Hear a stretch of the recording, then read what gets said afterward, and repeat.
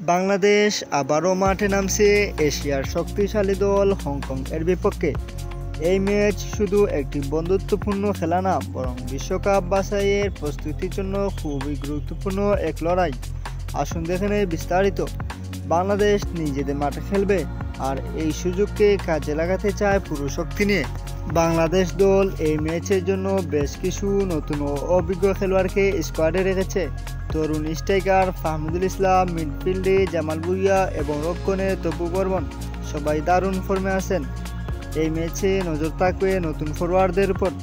কোচের কৌশল বদল এসেছে কিনা, ডিফেন্স লাইন কেমন কাজ করে। হংকং ফিফা র্যাঙ্কিংয়ে বাংলাদেশের চেয়ে কিছুটা এগিয়ে। তাদের দলে অভিজ্ঞ মিডফিল্ডার এবং ইউরোপে খেলা কয়েকজন খেলোয়াড় আছেন। তবে বাংলাদেশের হোম গ্রাউন্ডের চাপের মুখে তাদের কৌশল কেমন হয় সেটা দেখার বিষয়।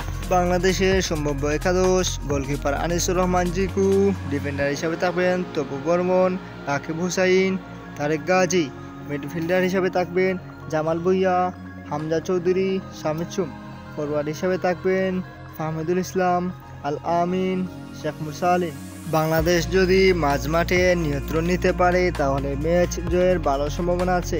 ভক্তদের সমর্থন ও বড় ভূমিকা রাখতে পারে। এই ম্যাচে কি বাংলাদেশ জয় পাবে? আপনার মতামত কমেন্টে জানান। ভিডিওটি ভালো লাগলে লাইক দিন, চ্যানেলে সাবস্ক্রাইব করুন এবং বাংলাদেশ ক্রিকেট এবং ফুটবল আপডেট পেতে আমাদের সাথেই থাকুন। ধন্যবাদ সবাইকে।